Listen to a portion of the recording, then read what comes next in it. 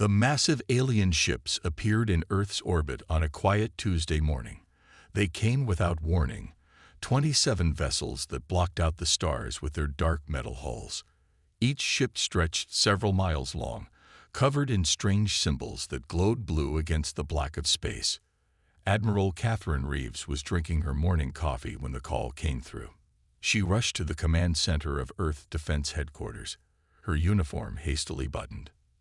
"Status report," she demanded as she entered the room. "7 minutes ago, these ships entered our solar system," said Lieutenant Daniel Hoffman, pointing to the main screen. "They bypassed all our outer warning systems. 1 minute ago, they sent this transmission."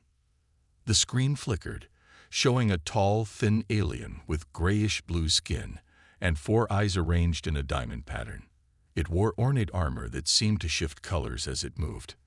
"People of Earth," the alien said in perfect English, "I am Supreme Commander Vex, Fall of the Araxian Confederation. We have studied your world for many cycles and find it suitable for integration into our empire. We require your mineral resources and technological advancements.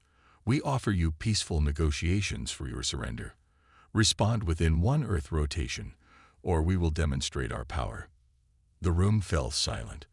20 senior officers stared at the screen, then at Admiral Reeves. "They're monitoring all our communications," said Communications Officer Susan Miller, her fingers flying across her console. "Every satellite, every frequency." "Get me the President," Reeves ordered. President Nathan Clark appeared on screen minutes later, his face grim. The Defense Council had already assembled around him. "You've seen the transmission, Admiral." "Yes, Mr. President. Your assessment." Reeves looked at Lieutenant Hoffman, who stepped forward. As the leading expert on non-human psychology, his input was crucial. "The Araxians are a hierarchical species," Hoffman explained. "Their entire social structure is based on verbal dominance. They expect negotiations, threats, and counter-threats. It's how they establish their place in any interaction." "And if we don't respond at all?" the President asked. Hoffman smiled slightly. "It would be completely outside their psychological framework. They wouldn't know how to process it." The President nodded slowly. "Then that's exactly what we'll do." He turned to his council. "Effective immediately, I am ordering a complete communication blackout. No response to the Araxians. No public broadcasts. No radio signals. Nothing. Operation Ghost Protocol," Admiral Reeves said quietly. "Exactly," the President confirmed. "We've prepared for this possibility. Start moving civilians to the underground shelters. Activate the orbital defense systems using the hardline protocols only. And not a single word goes out into space." The orders went out across the globe. Within hours, major cities began quiet, orderly evacuations to massive underground complexes built over the past decade. Military personnel powered up defense systems using only secure wired communications. Satellites were remotely deactivated or switched to passive mode only. And Earth fell silent. The Araxian ships sent another transmission 6 hours later, then another. By the next day, Supreme Commander Vextal's messages had become increasingly agitated. "Your silence is an insult to the Araxian Confederation. Respond immediately or face consequences." No one answered.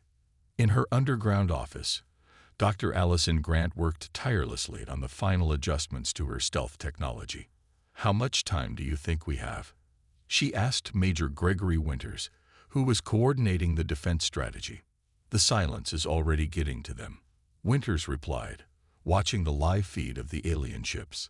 Their formation had changed 3 times in the past day, showing signs of uncertainty. They expected fear, anger, pleading. They don't know what to do with nothing. Admiral Reeves entered the room, her face determined. "Keep working. Earth has gone silent, but we're far from inactive." She looked at the screens showing the Araxian ships. They wanted negotiations. We chose silence instead. Now we'll show them what humans can do without saying a word. Above them, The Araxian fleet continued broadcasting threats to a planet that had seemingly gone dead. And in the silence, humanity prepared. 3 weeks passed without a single word from Earth. The Araxian ships remained in orbit, their formations changing daily as they searched for any sign of human activity. Supreme Commander Vexthal paced the bridge of his flagship. His 4 eyes blinked rapidly, a sign of extreme stress among his kind. The lower-ranking officers kept their distance, afraid of his growing anger. "Still nothing?" he demanded. "No, Supreme Commander," his communications officer replied. "All Earth frequencies remain silent. We detect minimal power usage on the surface. No military movements. No space launches. It's as if they simply shut down." Vexthal slammed his fist against the control panel. This was not how conquests were supposed to proceed. There should be desperate pleas, angry threats, attempts at deception, something he could use to establish dominance. The silence felt like an insult, a challenge to his authority that he didn't know how to answer. "Send down scout ships," he ordered. "Find their leaders." Deep beneath the Rocky Mountains, Dr. Allison Grant worked without rest. Her laboratory was filled with equipment moved from her university in the days following first contact. Her latest invention sat on the main workbench, a device about the size of a shoebox, humming quietly. "Will it work?" Major Gregory Winters asked, watching as she made final adjustments. "The stealth field generator is ready," she said, not looking up from her work. "It bends light and absorbs radar. When activated, anything inside the field becomes completely invisible to all known detection methods. And you're sure the Araxians don't have technology that can see through it?" "Based on what we've observed of their ships, no. They rely heavily on standard detection methods." She finally looked up at him. "How are people holding up?" "Better than expected," Winters replied. "The underground shelters are fully stocked. Morale is steady. People understand the plan." In her command center, Admiral Reeves studied the latest reports. The Araxian scout ships had begun entering Earth's atmosphere, searching for signs of resistance or surrender. They found neither. Earth's military forces remained hidden in underground bases or in stealth positions. Civilian populations stayed in their shelters. The scout ships flew over empty cities, detecting only automated systems and wildlife. "Their frustration is growing," Lieutenant Hoffman said, pointing to new data from their passive sensors. "Look at their flight patterns, erratic, searching. They expected us to either fight or run. They don't understand why we're doing neither." "How much longer before Operation Ghost Protocol is ready?" Reeves asked. Major Winters reports that Dr. Grant's stealth technology is ready for deployment. The unmanned drones have been equipped and are standing by. "We can begin Phase 2 whenever you give the order." Reeves nodded and picked up the secure line to the president's bunker. In a separate facility under the plains of Kansas, communications expert Susan Miller monitored the increasing chatter between Araxian ships. Though their language was alien, the translation algorithms were becoming more accurate with each passing day. "They're arguing among themselves," she reported to her team. "Some want to begin bombing major cities to provoke a response. Others think we've abandoned the planet. A few believe this is some kind of trap." "And their commander?" asked one of her analysts. "Vexthal is losing control. In their culture, challenges are met with direct confrontation. Our silence doesn't fit any scenario they're prepared for." She smiled slightly. "Psychological warfare at its finest." On the surface, night fell over North America. Araxian scout ships hovered over Chicago, their searchlights scanning the empty streets. Inside one of those ships, an alien soldier reported to his superior. "The city is abandoned. No humans detected." What the Araxian scanners failed to notice was the small team of human soldiers watching from nearby, completely hidden by Dr. Grant's stealth technology. Captain Richard Bennett gave silent hand signals to his team as they placed tracking devices on the underside of the alien vessel.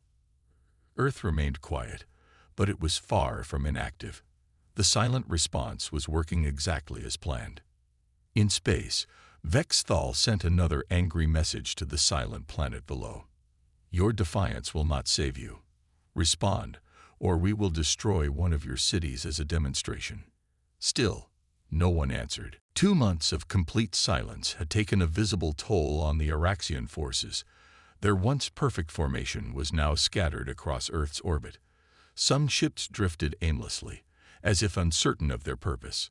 Others maintained aggressive patrol patterns, occasionally firing warning shots into empty space. In the main command bunker beneath Mount Weather, Susan Miller presented her latest findings to Admiral Reeves and the Military Council. The Araxians are breaking down, she said, pointing to the intercepted communications displayed on the main screen. Their entire social structure depends on verbal challenges and responses. Without that, they can't establish a proper chain of command. Lieutenant Hoffman nodded in agreement. Their species evolved as pack hunters who used complex vocal signals to coordinate attacks. Silence, to them, is like psychological torture. Good, Admiral Reeves said firmly. It's time for the next phase. Are the drones ready? Major Winters pressed a button on his tablet. 500 stealth drones are in position, Admiral. Each one is equipped with Dr. Grant's technology.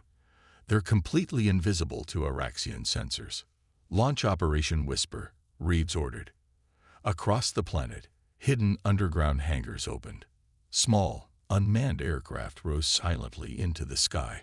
Each was barely larger than a bird, painted matte black with no visible propulsion system. They climbed rapidly to orbital height, surrounding the Araxian fleet in an invisible net. The drones began their work, not attacking, but observing. They recorded every detail of the alien ships, mapped every weapon system, and tracked the movement of every Araxian soldier. And still, Earth maintained its silence. On the bridge of his flagship, Vexthal watched the main view screen with all 4 eyes narrowed to slits. His skin had paled from its normal blue-gray to an unhealthy white. His officers avoided looking at him directly. Supreme Commander, his second-in-command said carefully, the Council is demanding updates. They expected Earth to be under our control by now. I know what they expected. Vexthal snapped. These humans, they make no sense. No species has ever refused to communicate. It defies all known conquest protocols. Perhaps we should demonstrate our power as threatened, the officer suggested. Destroy one of their cities. That will force a response. Vexthal considered this, then nodded slowly. Target their lunar outpost first. It's smaller, but the message will be clear. 3 Araxian warships broke from orbit and headed toward the moon. Their weapons charged as they approached the small human base on the lunar surface. Inside the lunar habitat, the few remaining staff received the alert from Earth. Without a word, they entered their escape pods and launched toward the far side of the moon, hidden from Araxian sensors by Dr. Grant's stealth technology. When the alien ships fired their weapons, the lunar base exploded in a spectacular display of fire and debris. The Araxians cheered at their first victory. Their celebration was short-lived. As the dust settled, they realized something strange. There were no human bodies, no signs of any crew. And when they scanned the wreckage, they found that all computers and technology had already been removed. The base had been empty. Where are they? Vexthal demanded, pounding his command console. How could they have known? On Earth, President Clark reviewed the footage of the lunar base destruction. Any casualties? He asked. None, Mr. President, Admiral Reeves replied. The base was evacuated hours before the attack. The Araxians destroyed nothing but an empty shell. And our response? Continued silence. Sir, combined with the drone surveillance, we now have detailed schematics of their weapon systems and ship layouts. In her laboratory, Dr. Grant worked with her team to analyze the data from the drones. Their hull design has a weakness here, she said, pointing to a section of the schematics. And their communication systems are vulnerable to targeted electromagnetic pulses. The president nodded, satisfied. Prepare the next phase. The silence is working. They're growing desperate and making mistakes. We'll let them continue to speak. Earth will respond when we're ready, and not with words. That night, the stealth drones moved closer to the alien ships, now close enough to touch their hulls. And still, Earth said nothing. After 3 months of Earth's unbroken silence, the Araxians finally lost their patience. 5 of their warships surrounded the International Space Station, the largest human structure in orbit. Their weapons glowed hot as they prepared to fire. This will force them to respond, Vexthal said to his officers. They cannot ignore the destruction of their greatest orbital achievement. The Araxian ships fired in unison. Beams of energy cut through the space station, breaking it into pieces that drifted away from each other. The solar panels shattered first, followed by the habitation modules. Within minutes, the station was nothing but floating debris. Vexthal waited for the humans to break their silence, to cry out in anger or fear. He waited for emergency transmissions for threats of retaliation. None came. What the Araxians didn't know was that the space station had been evacuated weeks ago. Its crew had returned to Earth using stealth shuttles. All sensitive equipment had been removed. What the aliens destroyed was little more than an empty shell. In his underground command center, President Clark watched the destruction on the main screen. His expression remained calm. They're growing desperate, he noted. The psychological pressure is working. Admiral Reeves nodded. Their attacks are becoming more aggressive but less coordinated. Their fleet commander is losing control. Are we ready for the next phase? The president asked. Captain Bennett's teams have placed tracking devices on 17 Araxian ships. Admiral Reeves reported. Engineer Patricia Collins has completed the communication jamming system. We can activate it whenever you give the order. And Dr. Grant's special project. The prototype is ready for testing. The president considered this information, then nodded firmly. Begin Phase 3. In her laboratory, Dr. Grant activated her newest creation. It wasn't a weapon, not in the traditional sense. It was a small device, about the size of a dinner plate, with a smooth metallic surface. The silence amplifier is online, she reported through the secure hardline to command. It will jam all communications between Araxian ships within its range. Major Winters gave the order, and hundreds of these devices, attached to the stealth drones, moved into position around the Araxian fleet. On the Araxian flagship, alarms suddenly blared. Supreme Commander, the communications officer called out. We've lost contact with the rest of the fleet. How is that possible? Vexthal demanded. Check all systems. All systems are functioning, but the signals aren't reaching the other ships. It's as if something is eating our transmissions. For the first time since arriving at Earth, Vexthal felt true fear. His entire career, his species' entire way of war, depended on constant communication. Without it, the fleet could not coordinate its actions. Send messenger ships, he ordered. Physical messengers to each vessel. But as the small transport ships launched, they discovered something even more troubling.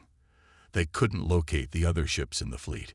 Each vessel appeared to be alone in Earth orbit, invisible to its companions. On Earth, Susan Miller monitored the increasing panic in the fragments of Araxian communications that made it through the jamming field. It's working better than we expected, she told Lieutenant Hoffman. Their social structure is collapsing without constant verbal reinforcement. And the tracking devices, he asked. All functioning perfectly. We know the exact position of every ship, even if they can't see each other. In the main command center, Admiral Reeves gave the order to begin the most daring phase yet. Captain Richard Bennett and his specially trained teams boarded their stealth ships. Each vessel was equipped with Dr. Grant's invisibility technology, making them completely undetectable. Remember, no communications once you launch, Admiral Reeves reminded them. Every step has been rehearsed. Every team knows its target. Bennett saluted. We won't need words, Admiral. Our actions will speak for us. As the human ships rose silently from their hidden bases, the Araxian fleet remained in disarray, unable to communicate or coordinate. Their mighty invasion force, which had arrived with such confidence, was now blind, deaf, and increasingly afraid. And still, Earth maintained its silence. 5 stealth ships surrounded each Araxian vessel. Like ghosts, they moved through space without leaving any trace on sensors. Captain Richard Bennett led the first team toward the largest alien ship, Vext Hall's flagship. "Begin Operation Phantom," General Laura Simmons ordered from Earth Command. Her voice was the last human sound the teams would hear until the mission was complete. The operation had been planned for months, practiced in detailed simulations. Now it was time to execute. Each team member knew exactly what to do without needing to speak. Bennett's ship approached the massive Araxian flagship from below. Using technology developed by Dr. Grant, they created a small opening in the alien hull, just large enough for a person to slip through. The breach sealed itself behind them, leaving no evidence of their entry. Inside the alien vessel, Bennett and his team moved silently through the corridors. Their suits, covered in Dr. Grant's stealth material, made them nearly invisible. They passed by Araxian crew members who looked right through them, sensing nothing. On the bridge of his flagship, Vext Thal was coming apart. His once proud posture was now hunched with stress. His 4 eyes darted constantly, searching for threats that never appeared. There must be a way to make them respond, he muttered to his officers. No species can maintain this silence forever. What he didn't know was that 5 humans now stood on his own bridge, mere feet away from him, completely invisible to his senses. Bennett placed a small device on the main control panel of the flagship. Similar devices were being placed on every ship in the Araxian fleet. Each one contained Dr. Grant's newest invention, a system that could override the aliens' controls without being detected. Meanwhile, on 20 other Araxian ships, human teams carried out the same silent mission. No words were spoken. No weapons were fired. They moved like shadows, touching nothing except their targets. On Earth, engineer Patricia Collins monitored the progress of Operation Phantom. Each device sent a tiny, nearly undetectable signal when placed, not to communicate with humans, but to synchronize with the other devices. One by one, the signals appeared on her screen. "All devices are in place," she reported to General Simmons. "We can activate them whenever you're ready." The general looked at President Clark, who nodded. "Proceed with Phase 4. Collins pressed a single button on her console. Across the Araxian fleet, the hidden devices activated simultaneously. On the flagship, Vext Thal watched in horror as his ship's weapon systems shut down. One by one, every system on his bridge began to fail. "What's happening?" he demanded. "Restore power immediately." His crew worked frantically at their stations, but nothing responded to their commands. Throughout the ship, doors began closing, sealing off sections of the vessel. Life support remained active, but nothing else worked. The same scene played out on every Araxian ship. Without firing a single shot, without saying a single word, humanity had disabled the entire alien fleet. The human teams slipped away as silently as they had arrived, returning to their stealth ships and departing. Not once during the entire operation had they made a sound or sent a transmission. Back on Earth, Admiral Reeves watched the chaos unfold through the feeds from their hidden sensors. "The Araxians are completely disabled," she reported to the president. "Their ships can sustain life, but they cannot fight, cannot flee, and cannot communicate with each other." "And our teams?" the president asked. "All safely returned. Not a single casualty." In his flagship, now floating powerless in Earth orbit, Vext Thal finally understood what was happening. The humans had never needed to speak because their actions said everything. They had studied the Araxians, learned their weaknesses, and exploited them perfectly, all without a single word. For the first time in his military career, the Supreme Commander felt true defeat. He had come expecting negotiations, threats, and eventually surrender. Instead, he had received a lesson in warfare unlike anything his species had ever encountered. Earth continued its silence, but now that silence carried a new meaning. It wasn't fear or weakness. It was strength beyond anything the Araxians had imagined. For 3 days, the Araxian fleet drifted helplessly in Earth orbit. Their ships had enough power to maintain life support, but nothing else. The crew members grew increasingly fearful as food supplies dwindled, and no help came from their homeworld. Without working communications, they couldn't even call for rescue. Supreme Commander Vexthal sat alone in his private quarters. His authority had collapsed along with his ship's systems. His officers no longer looked to him for guidance. Some had begun forming their own groups, preparing for the worst. On Earth, the military council met to discuss the next phase of their plan. The room was filled with maps, screens showing the disabled alien fleet, and detailed schematics of Araxian technology. "We've proven our point," said Admiral Reeves. "Their fleet is helpless. What's our next move?" President Clark looked around the table. "Dr. Grant, what have you learned from the data your team's gathered?" Dr. Grant stepped forward, holding a small metallic sphere in her hand. "This is what we've been working on," she said. "We call it the swarm." She placed the sphere on the table. It opened like a flower, revealing thousands of tiny metallic particles that rose into the air, hovering in a perfect cloud. "Nanobots," she explained. "Each one smaller than a grain of sand, but programmed to work together. They can dismantle complex machinery piece by piece, or rebuild it in new forms. And you're certain they'll work on alien technology?" the President asked. Dr. Grant nodded. "We've tested them on the samples we collected. The Araxian metals and circuits are different from ours, but the nanobots can adapt." "It's time," President Clark decided. "Begin the final phase." Scientist Paul Martinez led the nanobot deployment team. Like everything humans had done since first contact, the mission was carried out in complete silence. Stealth ships approached the disabled Araxian fleet once more, each carrying containers of the microscopic machines. The nanobots were released near each alien vessel. Like an invisible mist, they drifted toward the ships, slipped through tiny cracks in the hull, and began their work.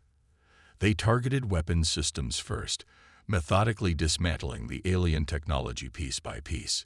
Inside the flagship, an Araxian engineer was the first to notice something strange. The wall panel he was trying to repair suddenly seemed to dissolve under his touch. He watched in horror as tiny particles swarmed over the metal, breaking it down into dust. He ran to alert others, but the same process had already begun throughout the ship. Weapon mounts crumbled. Power conduits fell apart. Navigation systems dissolved into piles of metallic dust. Lieutenant Maya Johnson led a new team of humans onto the flagship, this time with a different mission. Unlike before, they made no effort to stay hidden. Their stealth suits were deactivated, making them visible to the shocked Araxians. They moved directly to the bridge, where Vexthal was trying desperately to maintain control of his panicking crew. When the humans walked in, the Araxians fell silent, staring in disbelief. It was the first time they had actually seen a human up close. Lieutenant Johnson approached Vexthal. She carried no weapon, made no threatening moves. She simply stood before him, looking into his 4 eyes without fear. Then she held out a small device with a single button. Vexthal understood. If he took the device, he would surrender his ship and his authority. If he refused, the humans would continue their silent dismantling of his fleet until nothing remained. He took the device. Lieutenant Johnson nodded once, then turned and left the bridge with her team. Not a single word had been spoken during the entire encounter. Back on Earth, Admiral Reeves received confirmation that all Araxian command centers had been visited. Each alien commander had been given the same choice, and each had made the same decision. "The fleet is ours," she reported to President Clark. "And still, we haven't said a word." The President nodded in satisfaction. "Their negotiation tactics have failed completely. They came expecting us to beg, threaten, or bargain. Instead, we showed them that humans don't always need words to win. 6 months had passed since the Araxians first appeared in Earth's orbit. Their once mighty fleet was now under complete human control. The alien crews remained on their ships, confined to living quarters while human teams studied their technology. Supreme Commander Vexthal had been moved to a special facility on Earth's surface. It wasn't a prison. The rooms were comfortable, the food adequate, but he was closely watched at all times. What bothered him most was that his guards never spoke to him. They communicated with hand signals and written notes among themselves, but not a single human had said a word in his presence. In the main command center, President Clark met with Admiral Reeves and the rest of the council to discuss their next steps. The Araxian Confederation will be looking for their fleet, the president said. They'll send more ships eventually. We're prepared for that, Admiral Reeves assured him. Dr. Grant's team has reverse-engineered their faster-than-light drives. We've begun installing them on our own vessels. Officer Olivia Clark, who had been analyzing the Araxian databases recovered from their ships, stepped forward with her report. The Confederation consists of 17 conquered species across 42 star systems, she explained. Their standard procedure is to demand negotiations, then use those talks to assess weaknesses and exploit divisions among their targets. Earth is the first world to refuse communication entirely. Lieutenant Hoffman nodded in agreement. Their psychology makes them vulnerable to our approach. They literally cannot comprehend a strategy that doesn't involve verbal dominance. Then it's time for the next phase, President Clark decided. Prepare the Araxian ships for departure. Officer Clark, you'll lead this mission. Olivia Clark nodded, understanding the importance of what came next. 3 days later, the Araxian flagship rose from Earth orbit. It looked the same from the outside, but inside, most of the crew was human. Only a small group of Araxians remained on board, including Vexthal. They had been carefully selected for their technical knowledge and relatively cooperative attitudes. The human crew members never spoke in front of the aliens. They communicated using tablets and hand signals, maintaining the silence that had proven so effective. As the flagship prepared to jump to light speed, Vexthal was brought to the bridge. He watched in stunned silence as human officers operated his ship's controls with easy familiarity. Officer Clark stood at the command position, reviewing final preparations on a tablet. She looked at Vexthal and pointed to a screen showing their destination, the main world of the Araxian Confederation. Vexthal's 4 eyes widened in alarm. He tried to speak, but no sound came out. The realization of what the humans intended was too shocking for words. The flagship, followed by 10 other Araxian vessels now controlled by humans, activated their faster-than-light drives. In a flash of light, they vanished from the solar system, heading toward the heart of the Araxian Empire. On Earth, Admiral Reeves watched them go, then turned to Dr. Grant. How long before the rest of our fleet is ready? 3 weeks, Dr. Grant replied. We've nearly finished installing the alien drive systems on all major vessels. Earth will have a proper space fleet for the first time. And the defense systems, fully operational. If the Confederation sends more ships, they'll find Earth much better protected than before. President Clark stood by the window, looking up at the stars. We never wanted this war, he said quietly. They came to us. They demanded negotiations on their terms. They threatened our world. Major Winters nodded solemnly. And we showed them that humans don't always answer threats with words. Meanwhile, deep in space, the human-controlled Araxian ships continued their journey. Officer Clark reviewed the mission objectives on her tablet. Arrive at the Araxian homeworld, demonstrate Earth's control of their fleet, and return with a formal surrender agreement from the Confederation Council. And still, not a single human had spoken to the aliens. Earth's silence had become its most powerful weapon, one that had defeated a vast interstellar empire without firing a shot. The human-controlled Araxian fleet dropped out of faster-than-light travel at the edge of the Confederation's home system. 11 ships, once the pride of the Araxian military, now under complete human control, moved in perfect formation toward the homeworld. Inside the lead ship, Officer Olivia Clark watched as the Araxian defense fleet scrambled to meet them. Hundreds of ships formed a protective line around their planet, weapons ready. Vexthal stood nearby, guarded by two silent humans. His 4 eyes blinked rapidly as he saw his homeworld for the first time in months. "They will destroy us," he warned, speaking to humans who had never once responded to his words. "They think these ships are returning in victory. When they realize humans control them, they will open fire." Clark ignored him, as she had done since the journey began. She simply handed a tablet to one of her officers, who nodded and pressed several buttons on the ship's control panel.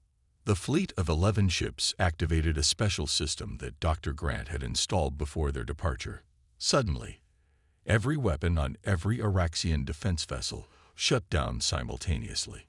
The nanobots that humans had perfected on the captured fleet had been modified to transmit their effects across space, targeting specific Araxian technology. The defense fleet drifted helplessly as the human-controlled ships passed through their lines without slowing. Not a single shot was fired. Not a single word was transmitted. On the Araxian homeworld, the High Council gathered in their grand chamber. 24 alien leaders, representing the highest authority in the Confederation, watched in confusion as their defense fleet failed and 11 ships landed outside the council building. When humans walked out of those ships, the Araxians finally understood. Their mighty invasion force had been defeated and turned against them. Officer Clark led a small team into the council chamber. With her came Vexthal and Colonel Jason Mitchell, who had been silent throughout the entire 6-month conflict. The High Council members rose from their seats, their 4 eyes wide with shock and fear. They had never encountered a species that could defeat them so completely. The lead council member stepped forward. "We demand to know the terms of negotiation," he said in the same perfect English that Vexthal had used when first contacting Earth. For the first time since the Araxians had appeared in Earth's orbit, a human spoke to them directly. Colonel Mitchell stepped forward. His voice, unused for so long, was clear and firm as he delivered a single sentence. "We did not negotiate because there was nothing to discuss. Remember our silence." The message was simple, but its meaning was clear. Earth had no interest in bargaining, threatening, or pleading. They had proven they could defeat the Araxians without saying a word. Mitchell handed the lead council member a tablet containing Earth's demands: immediate withdrawal of all Araxian forces from human space, recognition of Earth's independence, and a non-aggression treaty. The Council had no choice but to accept. Their military had been defeated not by superior firepower, but by an approach to warfare they had never imagined possible. 2 weeks later, the human fleet returned to Earth victorious. President Clark welcomed them on the White House lawn, the first public ceremony since the Araxian arrival. "Today marks a new chapter in human history," he announced to the gathered crowd and the billions watching around the world.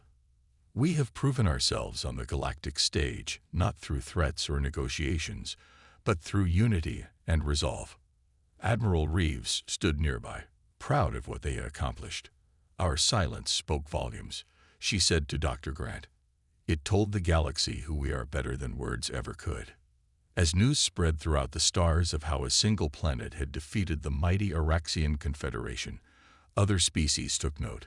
The humans who answered threats with silence, who acted instead of negotiated, were not to be underestimated. Earth established its new space fleet, built with the technology they had gained, and while they resumed normal communications among themselves, and eventually with other peaceful species, the legend of their silence became their greatest protection against any future invaders. The message was clear throughout the galaxy: threaten Earth, and words will be the last thing you receive in return.